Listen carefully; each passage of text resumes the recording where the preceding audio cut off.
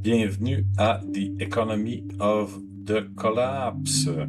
Donc, on va aujourd'hui discuter des armes à feu. Il y a tout un programme là, qui a été mis en place par le gouvernement fédéral et je vais en discuter parce que beaucoup de gens, lorsqu'ils parlent des armes à feu, font cette erreur-là. Ils pensent que c'est un débat sur des objets, mais ce n'est pas le cas.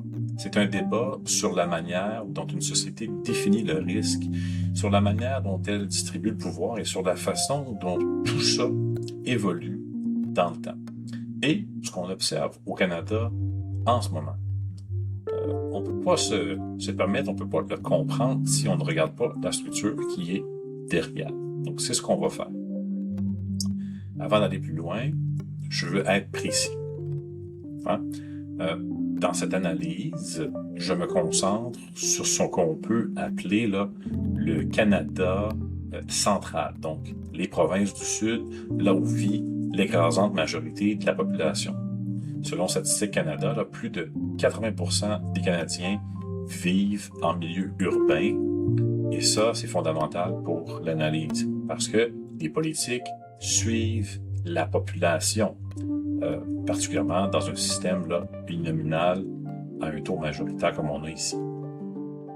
Quand on regarde là, la violence qui est liée aux armes à feu, dans les grandes villes comme Toronto, Montréal, Vancouver, la majorité des incidents impliquent des armes de poing, souvent liées aux gangs et au crime organisé.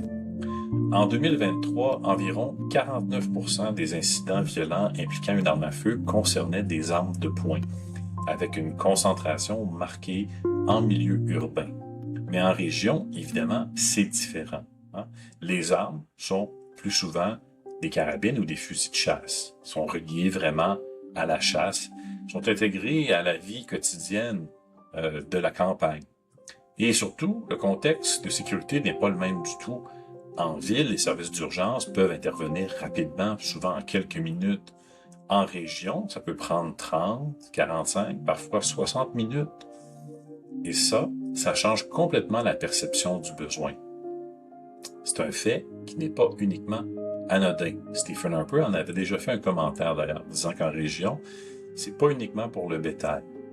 Maintenant, un point qui est crucial.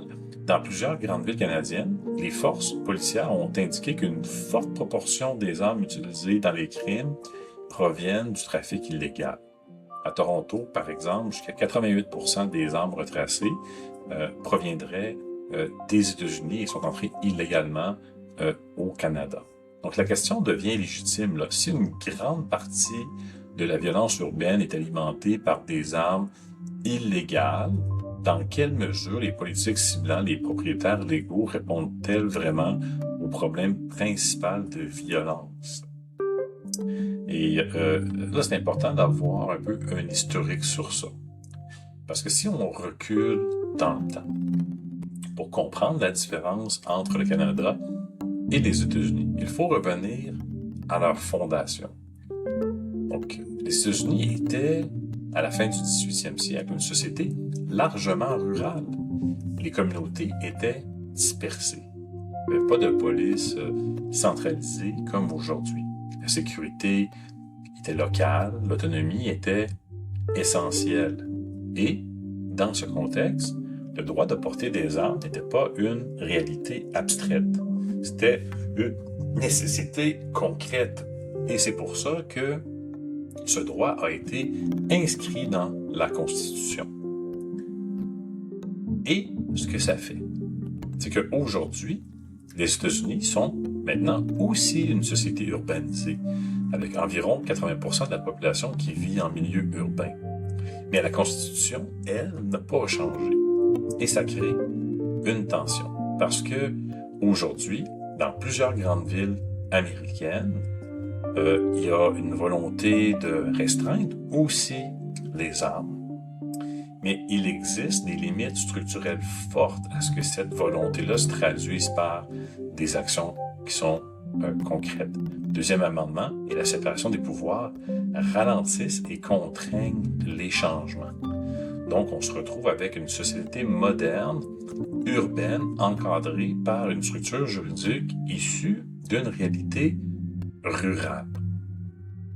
Au Canada, lui, a suivi un chemin qui est différent, malgré qu'il était aussi très rural, parce qu'il n'y a pas eu de protection constitutionnelle sur les armes à feu. Donc, on a un système de type, ici, Westminster, avec un pouvoir exécutif type Westminster, où le pouvoir exécutif est concentré, majorité parlementaire forte et une capacité d'agir ainsi rapidement. Plusieurs ne le savent pas, mais le premier ministre du Canada a plus de pouvoir que le président des États-Unis. Donc, à mesure que le Canada s'urbanise, les politiques suivent cette transformation sans véritable frein structurel. Et c'est ici que tout converge, donc au niveau de l'urbanisation de la politique, quand une société s'urbanise, la perception du risque change. En ville, les armes sont moins utiles au quotidien, la présence policière est plus forte. Les armes sont associées à la criminalité. Donc, politiquement, la demande va vers plus de régulation, plus il y a de l'urbanisation. Et comme la majorité des électeurs vivent en ville et votent pour le Parti libéral, les politiques libérales au Canada, cette perception devient la norme politique. Aux États-Unis, ils votent pour les démocrates en ville, les républicains un petit peu plus à la campagne. Aujourd'hui, le Canada a interdit plus de 2500 variantes d'armes à feu, mis en place un programme de rachat, créé un cadre d'après ou une certaine période là, de la non-conformité à ce programme de rachat-là devient criminel. Pourtant, en parallèle, une grande partie de la violence urbaine est liée à des armes qui sont illégales. Et pour le reste, ça peut être des couteaux, des haches, des arcs, des scies mécaniques. Donc, c'est pas là, uniquement des armes à feu, la violence urbaine. Beaucoup de couteaux. Est-ce qu'on interdit les couteaux? Est-ce qu'on va faire un registre là, pour les couteaux? Évidemment, toutes ces armes-là sont souvent associées au crime organisé, donc il y a une très très forte tension actuellement parce qu'on met en place des politiques qui sont façonnées par la perception dominante de gens habitant en ville qui ne connaissent pas mieux et qui ont tendance à voter pour des partis de type libéral ou démocrate. Et ces partis-là qui font le plein de votes dans les villes vont faire du virtue signaling en s'attaquant aux armes à feu, mais on y va de la façon très facile en allant vers des armes qui sont pourtant détenues légalement et on n'adresse pas les vrais problèmes sociaux.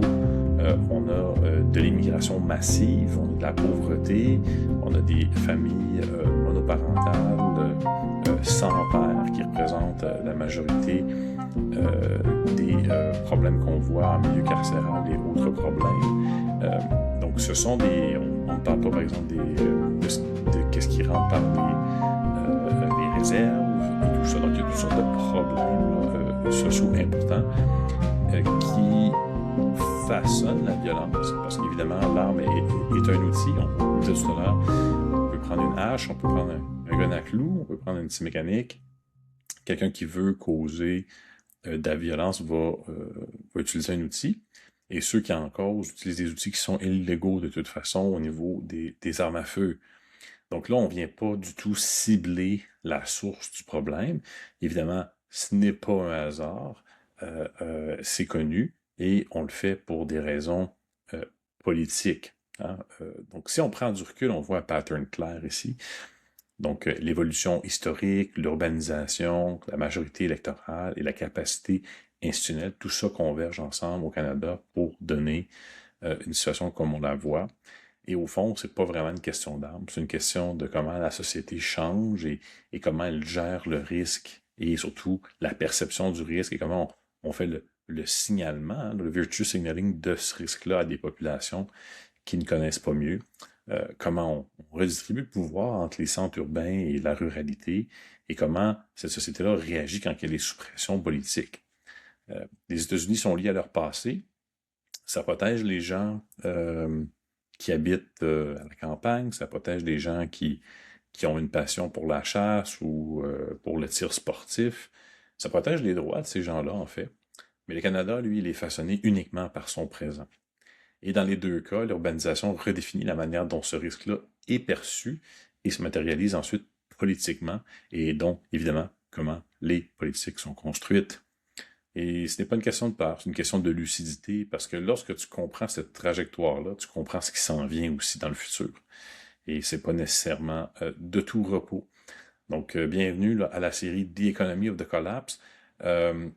Et c'est important, là, on a eu des petits problèmes avec le studio Riverside au niveau de la qualité. Je pense que ça s'est résorbé maintenant. Dans les prochains épisodes, je pense qu'on va avoir une qualité visuelle plus grande. Et reste avec nous, on va aborder des sujets qu'on essaie de, sous un angle qui sont très peu discutés. Et on aura aussi un volet là, avec des invités, etc. Donc sur ça, on vous souhaite une joyeuse Pâques.